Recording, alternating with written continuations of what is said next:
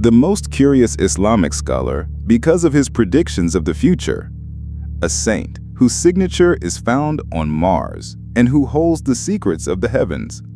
He moves through dimensions, ventures into unknown realms, and brings back news from these places.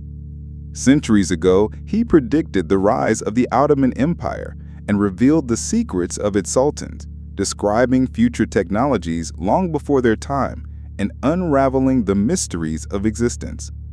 He is the Sheikh al-Akbar of the world of knowledge. His life, his wisdom, and his incredible miracles have left an unforgettable mark on human history. But why were his books banned? Why did some scholars regard him as un-Islamic? And the miraculous discovery of his grave will shock you.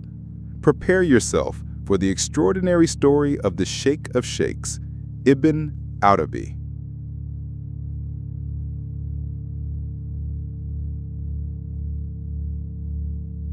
Muhyiddin Ibn Arabi was born on the 28th of July in the year 1165 in Murcia, the capital city in the southeastern region of Andalusia.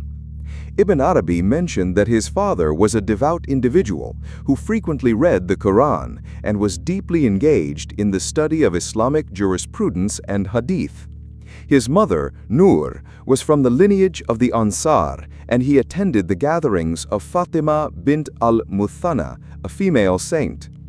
Ibn Arabi noted that he came from a noble Arab lineage belonging to the Bani Tai tribe. Those who appreciated Ibn Arabi's views acknowledged his authority in Sufism by granting him the title Sheikh al-Akbar, the greatest sheikh, and recognized him as a renewer of the religious sciences with the title Muhyiddin. Ibn Arabi shared that during his early teenage years, he retreated into seclusion following a spiritual sign and decided to uncover the treasures within his inner world. He stated that as a result of these periods of isolation and spiritual discipline, sometimes lasting up to 14 months, the doors of divine knowledge gradually began to open to him. Ibn Arabi received his first Quranic lessons from a man named Abu Abdullah al-Hayat. During one of his early retreats, he claimed to have had a spiritual encounter in which the Prophet Muhammad, peace be upon him, addressed him with the command, "Hold firmly to me, and you will be saved." Interpreting this as a directive to study hadith, both outwardly and spiritually, Ibn Arabi devoted himself to the science of hadith for an extended period.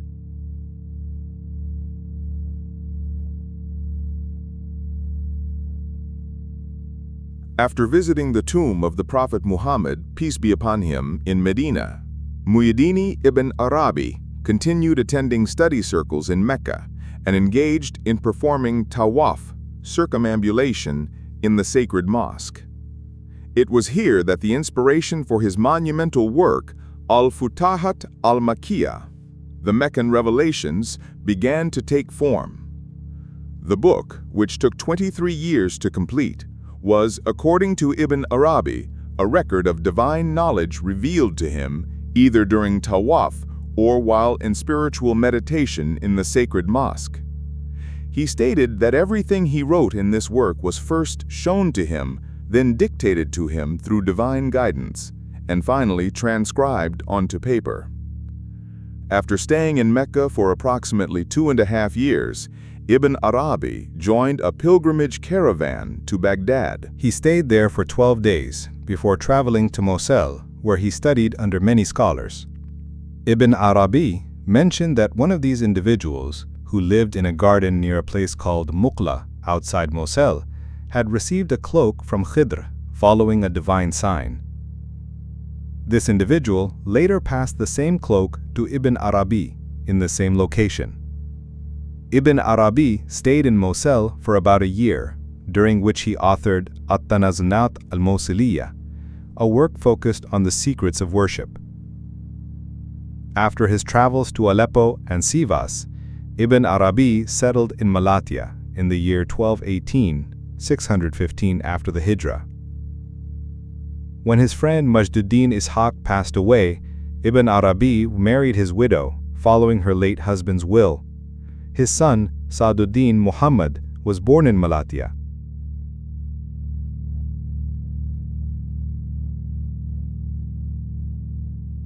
While in Sivas, Ibn Arabi had a dream in which he saw Sultan Kaikous declaring jihad against the Franks in Antioch and laying siege to the city, ultimately emerging victorious. He conveyed this vision to the Sultan through a poem sent from Malatya.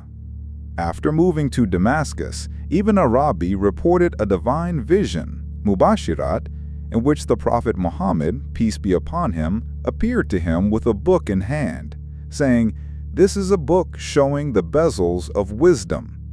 Take it and explain it to those who will benefit." Inspired by this vision, Ibn Arabi authored Fusus al-Hikam in the year 1230 in Damascus. Ibn Arabi lived for a time along the Malatya to Konya axis, key regions of the Seljuk Empire. He resided in Malatya for nearly 4 years and in Konya for a similar duration.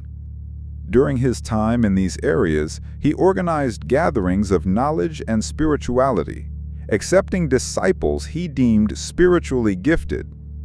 He also offered counsel to the Seljuk sultans. Ibn Arabi was a prolific writer, mentioning the titles of 248 books in Al-Fihrist. He categorized his works into 3 groups: those he entrusted to others, those in public circulation, and those in his possession, but yet to be revealed, awaiting divine permission for disclosure. Out of these, 98 have survived to the present day.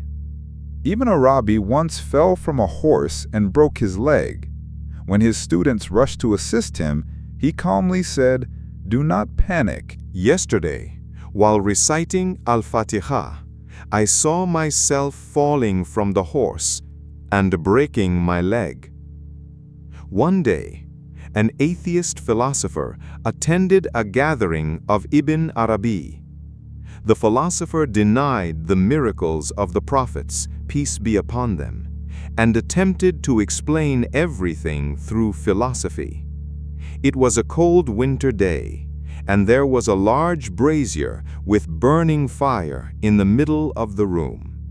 The philosopher mocked the belief that Prophet Ibrahim, peace be upon him, was thrown into fire without being burned, saying, "Ignorant people think that Prophet Ibrahim was thrown into fire and did not burn. How can this be possible? Fire burns and scorches because it inherently has the property to burn." In response, Ibn Arabi recited the verse from Surah Al-Anbiya. "We said, O fire, be cool and safe for Ibrahim." He then picked up the brazier, poured its contents onto the philosopher's garment, and stirred the fire with his hand. The philosopher stood frozen in shock as he watched the fire neither burn Ibn Arabi's hand nor his garment. After returning the fire to the brazier, Ibn Arabi told the philosopher, "Come closer and put your hands into the fire."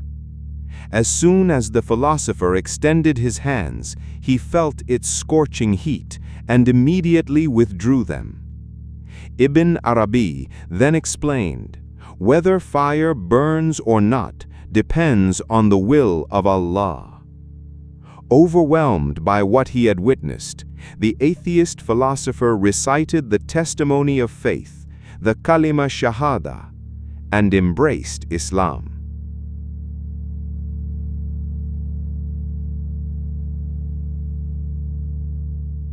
One day, Ibn Arabi climbed a mountaintop and shouted loudly, "What you worship is beneath my feet." Scholars of the time misunderstood this statement, accusing him of blasphemy by interpreting his words as claiming, "Allah is beneath my feet." Consequently, they declared him an unbeliever and sentenced him to death. Even his burial site was hidden. Instead of a specific grave, he was buried in an unmarked location on a mountain. However, Ibn Arabi once said, "When the seen meets the sheen, my grave and its purpose will become clear."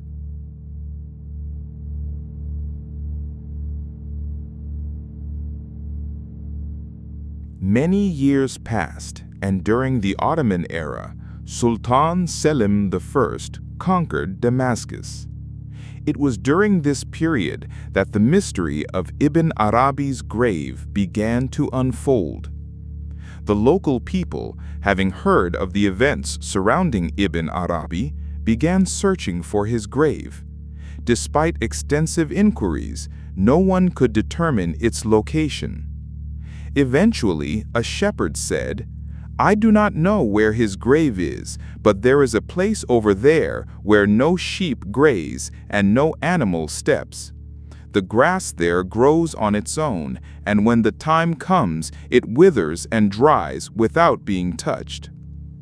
Upon hearing this, Sultan Selim I concluded that the site must be Ibn Arabi's grave. He ordered the area to be excavated, and when they dug, they found Ibn Arabi's body intact. A beautiful tomb was then constructed at the site. Sultan Selim also asked why Ibn Arabi had been executed. The locals replied that it was because he had said, "What you worship is beneath my feet." Curious about where Ibn Arabi had made this statement, Sultan Selim investigated and located the spot. He ordered the area to be dug up, and they discovered a pot of gold. Sultan Selim remarked, "Did the Prophet not say, 'Your religion, your wealth, your direction of prayer, and your women, or your objects of devotion?'" Ibn Arabi was referring to this when he said, "What you worship is beneath my feet." He meant, "There is gold beneath my feet." But people at the time misunderstood him and wrongfully executed him. Thus, two of Ibn Arabi's miracles were revealed simultaneously: his indication of the location of the gold and Sultan Selim's enlightenment of the truth surrounding the incident. When the Ottoman Sultan Selim I arrived in Damascus, he understood the meaning of Ibn Arabi's prophecy: "When the seen meets the sheen, my grave and its meaning will be revealed." Here, the seen referred to Selim, and the sheen referred to Sham, Damascus.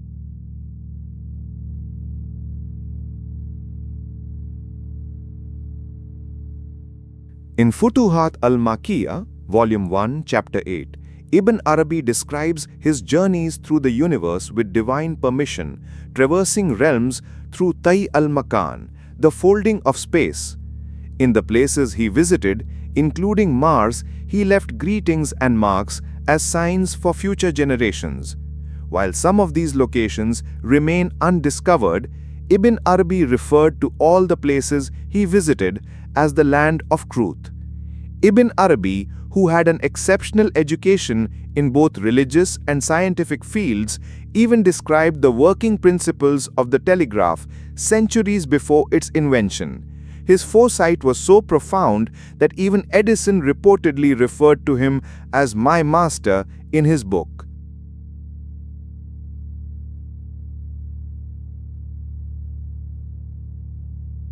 شجرة النمانية في دولة al-Uthmaniyya, the Tree of Numan, regarding the Ottoman state, written 70 years before the establishment of the Ottoman Empire. In it, Ibn Arabi provided mysterious indications of its emergence and its future greatness. The foretelling of the Ottoman Empire.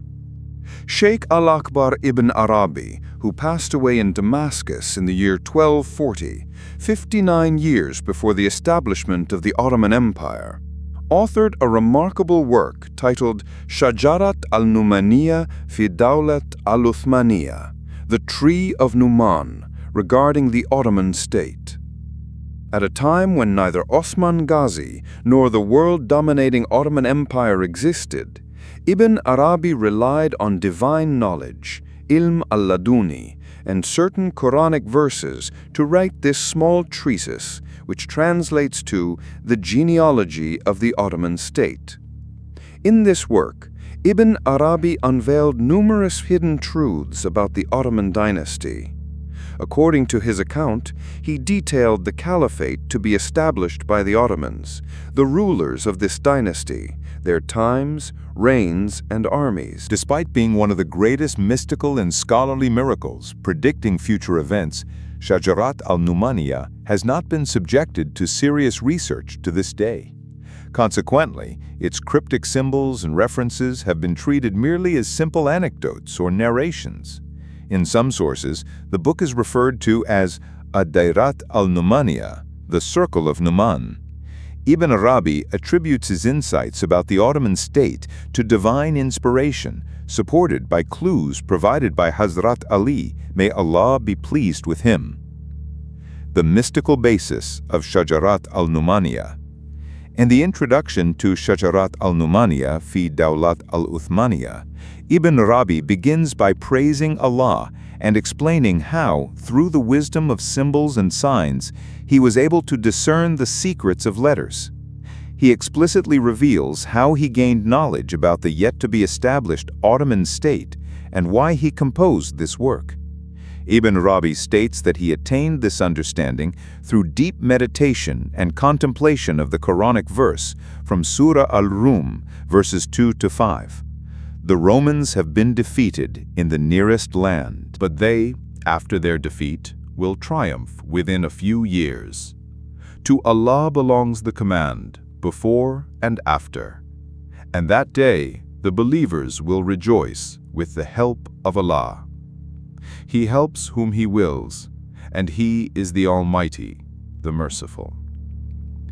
He shares that during his meditations, he inquired about the hidden secrets related to this verse from Hazrat Ali, may Allah be pleased with him.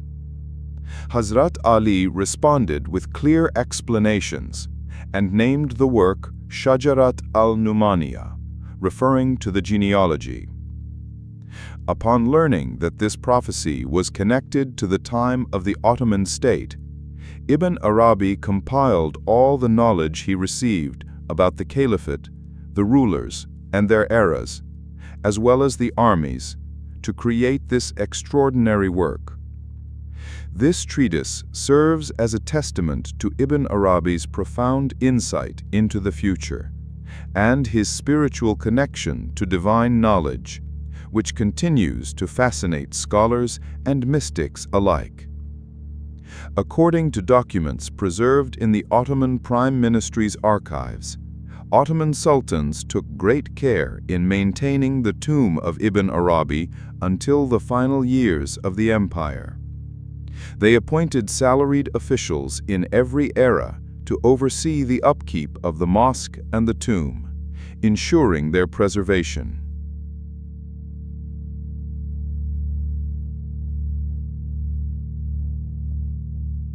In Shajarat al-Numaniya, Ibn Arabi refers to Sultan Selim I, known as Yavuz Sultan Selim, as the holder of the talisman. He predicted that Selim's accession to the throne would occur after that of Sultan Mehmed the Conqueror, Fatih Sultan Mehmed. Ibn Arabi described the greatest talisman as the caliphate itself, foretelling that the caliphate would pass to the Ottomans through Selim I.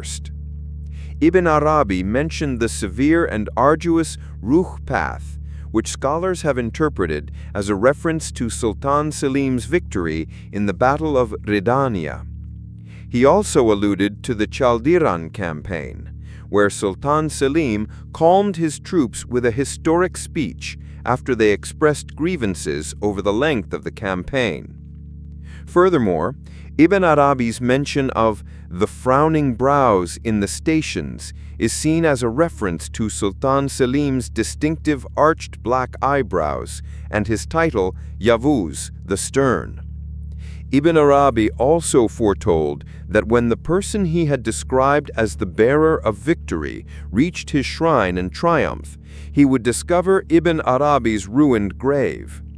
This prophecy came true when Sultan Selim I located Ibn Arabi's neglected grave and ordered the construction of a mausoleum and a mosque beside it. This act of restoration fulfilled Ibn Arabi's predictions and cemented his spiritual connection with the Ottoman dynasty.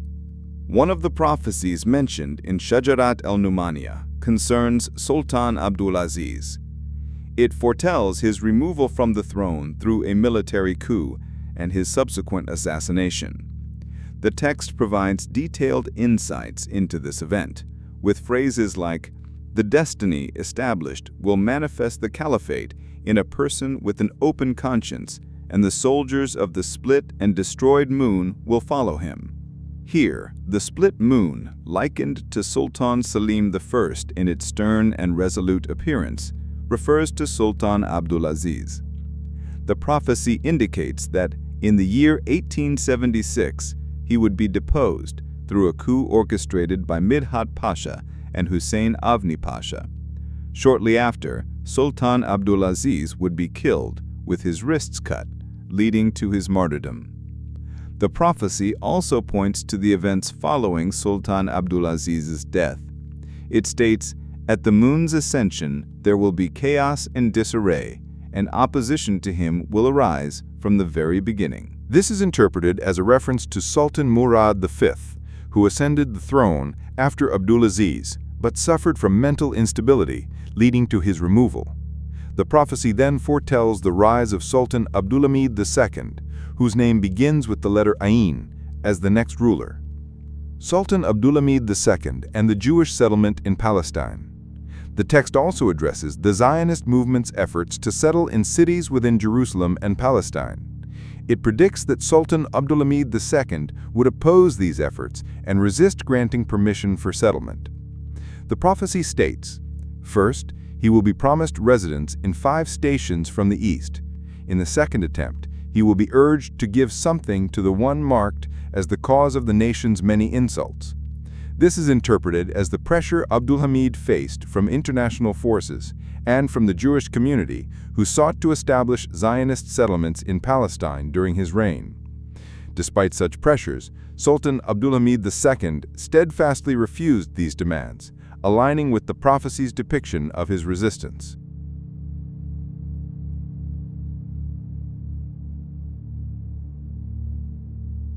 Ibn Arabi's prediction about the fall of the Ottoman Empire.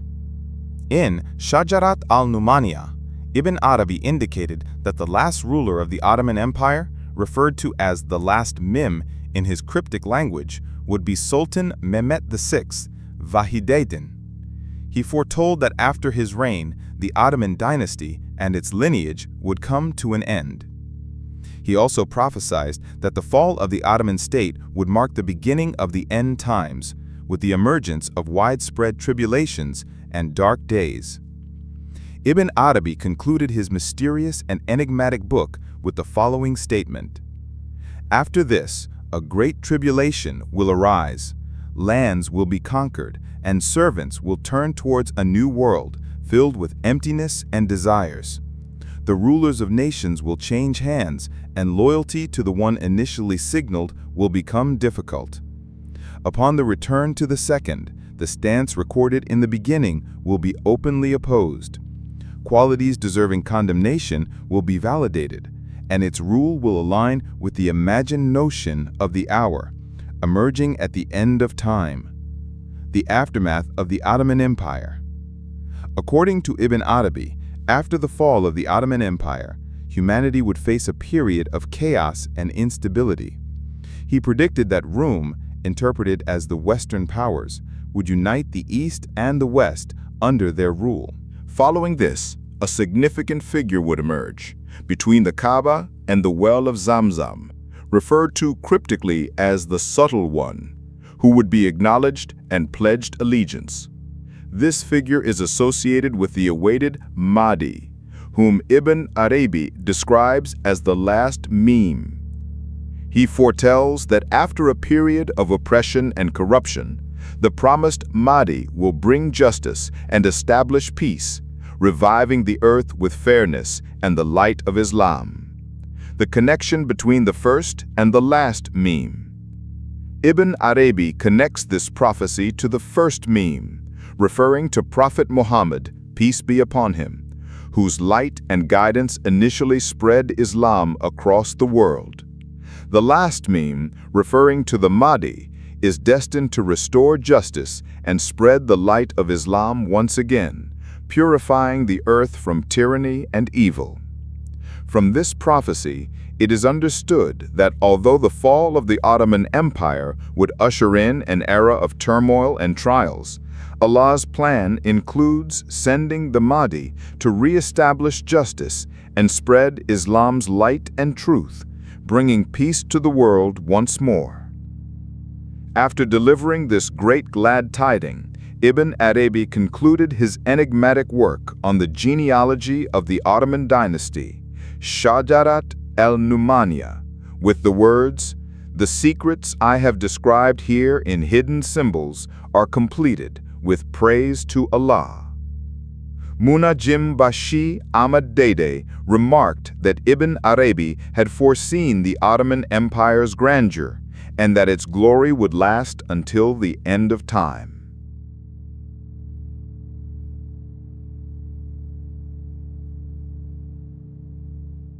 Ibn Arabi is recognized as a great Islamic scholar and mystic, but Ustad Said Nursi referred to him as a miracle of Islamic knowledge. According to Nursi, Ibn Arabi was on the right path and a person of sound faith. However, he noted that not all of Ibn Arabi's writings serve as guidance or reveal ultimate truths.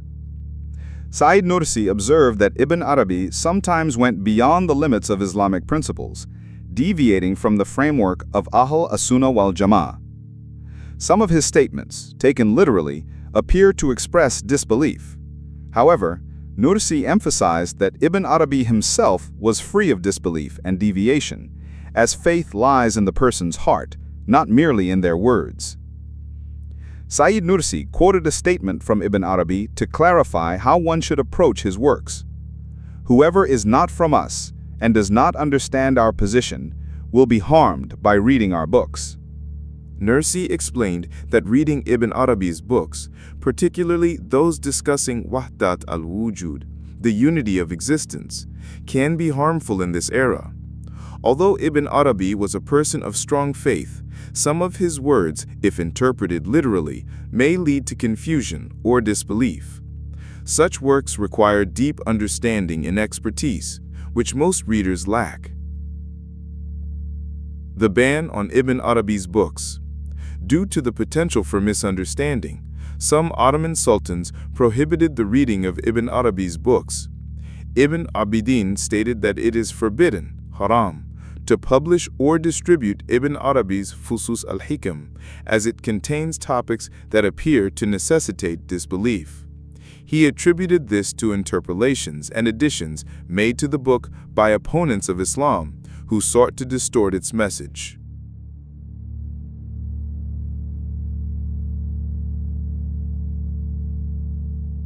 The path of Wahdat al-Wujud, which Ibn Arabi pioneered, remains a significant concept in Sufism, but it is best approached with caution and profound knowledge.